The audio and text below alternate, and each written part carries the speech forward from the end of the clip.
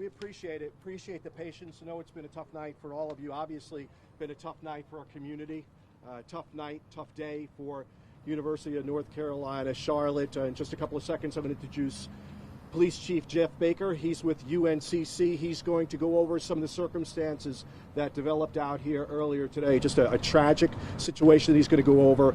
Just want to set the table somewhat before he does get moving with this. Still a lot of information that we're not exactly certain of. I know you guys want the information fast. We have to make sure that the information that we're releasing is the correct information, so we appreciate the patience. Please continue to exhibit that patience because it's going to be a little bit. Also want to leave you with the understanding this isn't going to be a one and done. This is going to be the first of what we suspect is going to be several media briefings throughout the evening. So without further delay, Chief Jeff Baker. Good evening.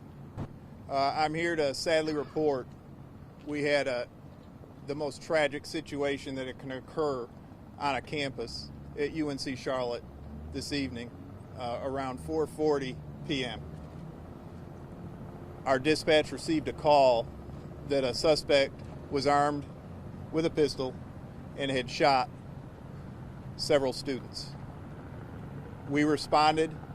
We were able to get into the building quick enough to where we actually took custody of the suspect.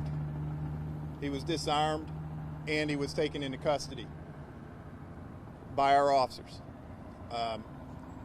Again, I can't tell you the sadness of the entire community to know that a situation like this has occurred on our campus. We're all pretty much devastated to know anything like this. Unfortunately, it did occur. We responded immediately, and as I said, we were able to take the suspect into custody. We also, at the same time, simultaneously secured the entire campus.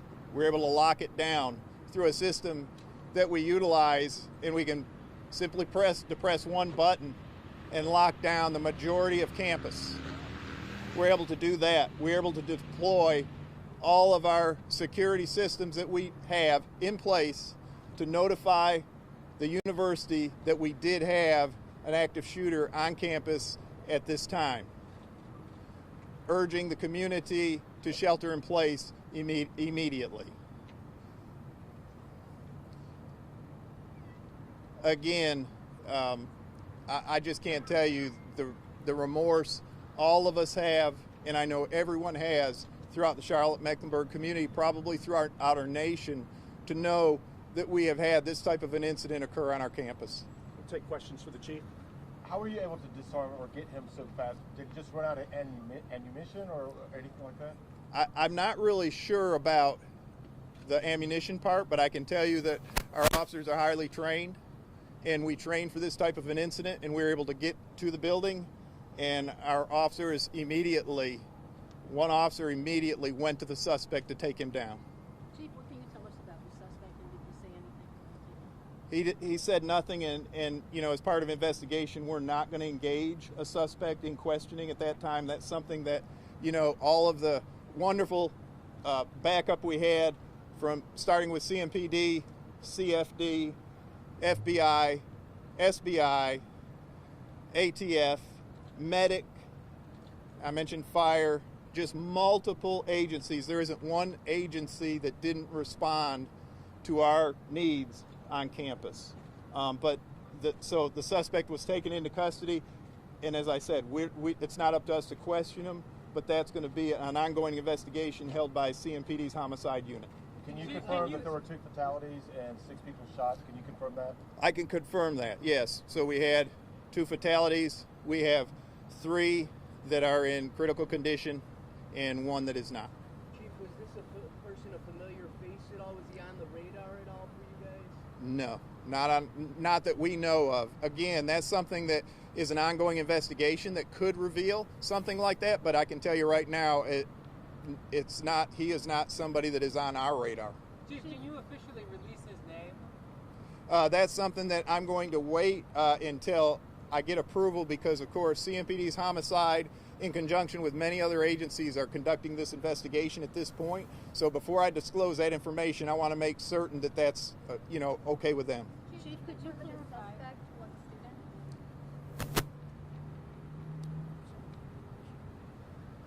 student. I probably, again, questions specific to the suspect at this time is something that, we really aren't ready to disclose, just because, we don't want to do that. So we are waiting. As soon as we get the approval, though, I certainly have no problem with disclosing that information, nor does Chief Putney. What about the victims? Are they students? Are they faculty, other staff? We're waiting till family is notified. We're going to make sure that that's something that is handled by that specific team handling that. So, again, the specifics to the victims and that kind of thing, we're just going to hold on before we release that specific information. Chief, can you talk about he went to the building, the library, correct? No, that is not correct. He went to a building, and can you give us an idea, like, where in the building this happened? Well, again, I don't want to give out specifics of the investigation because it is a very active homicide investigation at this time. So what I can say is, yes, he did enter a building on campus. It was not the library. If you've heard that, it was not. That is not accurate. What kind of weapon was used, and what, if any, other weapons or things were recovered from the suspect? It's part of the investigation. Again, that's specifics to the investigation, and it's just something until I talk more with homicide and with Chief Putney's team, I really am not at, I can't disclose that. Chief, you mentioned that one officer went in initially by himself. We had multiple officers that went in. Oh. We had probably 2 or 3. And they all went in together? Yes, they immediately, we are trained to, if we have any type of a situation like that, we train to go to the sound. So those officers were moving toward whatever they heard. I didn't talk to them, and I'm not saying they heard anything. I'm just saying they're trained to do that, and that's training that we engage in twice a year, and as you can see, it's important to do. Can you give an estimate? Do you think your officers saved lives? Like, was he the shooter actively shooting people and they stopped him? I'm not sure about as far as him being an active shooter, but what I can say is our officers' actions definitely saved lives. There's no doubt about that. How quickly were your officers able to get there in the building of the scene from when it happened? I want to say it was minutes. It seemed I came in behind them, so I mean we were actually in a roll call for an event that was going to occur on campus. We had just broken from that. We were en route to that, and when we heard this call go out, everyone converged immediately that was available. What is the active shooter plan for the university? I saw a police car from as far as Mint Hill. What's the plan with officers, departments in the area? Well, I mean, what's going to happen on a situation like this is officers that are free, they're going to head this way to assist us if necessary. But I can tell you that CMPD and CFD were on the scene very quickly en masse and able to assist us if we needed it. But, we had the situation secured, and we were able to move forward from that. What sort of event were you already gathered for? It was going to be a concert at our football stadium with Waka Flocka. And Chief, what does the rest of the night look like as far as the investigation goes? It's an all-nighter. It's going to be something that's very in-depth, and because it involves that, our building, it's just something that takes time. It's going to be methodical, much like the search we conducted in clearing the entire campus. It was methodical. It was a joint effort from all law enforcement agencies that were present. Again, I can't thank CMPD enough to make sure that they were out here to assist us directly as we went building by building to clear every building on campus. Chief, was there a last session when the shooter started shooting? They're not, I don't believe so. Again, that's more getting into the weeds of this, and that's something I'll be able to figure out, but you may know today is the last day of class. Do you know if there were a lot of people in the building where the shooter was? How many people there were? Were there a lot of people right in that immediate? I don't know the exact number. I don't think there was that, it's hard to say. It really is. I don't think there was. Was the shooter randomly shooting people, or did he have specific targets in mind? Again, that's going to be something that we're going to leave up to, you know, our homicide, there'll be a lot more information, as you can imagine, that we'll be able to disclose as this investigation continues. Chief, what is your message for students and families tonight? You know, it's a message of unbelievable grief that we have that this came to our campus. But I can tell you one thing about it is that it's something you have to prepare for today. That's for sure. Do you know how this happened, like from beginning to end, like the time frame and all that? Do you guys have a sense of that yet? We're working on that. We don't have an exact sense, but we are working on it. I think that all of it happened very quickly. Obviously, for us to get in the room and take him into custody, it occurred fast. He never had time to even get out of the room. Are all the victims in fact students, or any of them professors or professors?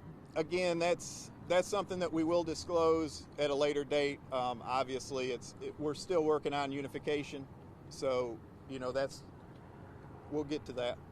Chief, did you guys have active shooter training with CMPD? I'm sorry? Did CMPD provide active shooter training with your department? They have in the past. We've actually, you know, when I first got here, we started working with their SWAT team, and we had members of their SWAT team that came out and helped us get through a lot of that type of work and a lot of that training. Did you do one this year? We didn't do one this year, but we have done joint.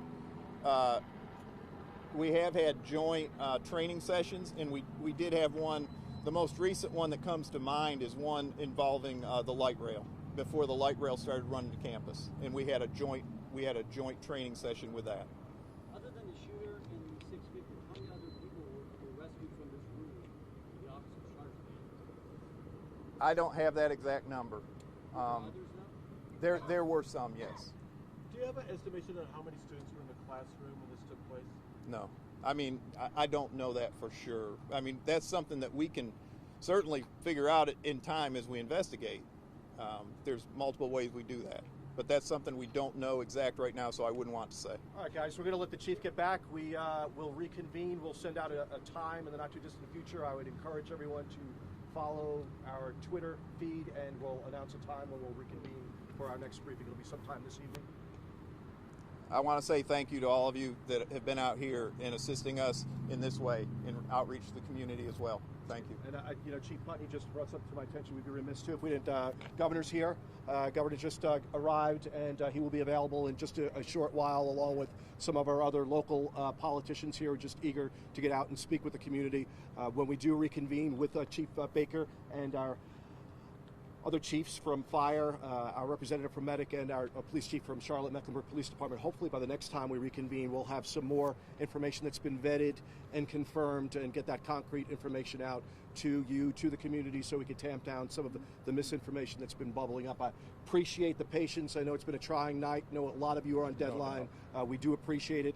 Please keep an eye on that Twitter feed, and we will reconvene shortly. Do you know the lockdown is still going on or not? The lockdown? The lockdown. She had a question about the lockdown. So Chief. what we're doing is, so we now have we've secured all the buildings. We've made sure that they're clear. We do have students that can go back to their res hall rooms, because you know we feel assured that is safe. And so what we're trying to do is reconnect students so that they can go back there. At some later date, obviously, we're going to allow students a much later date, not tonight, to be able to retrieve laptops and books, things of that nature that they need. But that's something that we're working on. That's an ongoing effort, and it's going to go on for a while. The students cannot get inside yet. They cannot get inside. They can go inside their res hall rooms. Yes. Yes. Okay, we're going to get them back to work. Thank you very much. Jeff, will you guys be doing the lead investigation or CMPD? That's going to be CMPD. CMPD does the lead on this.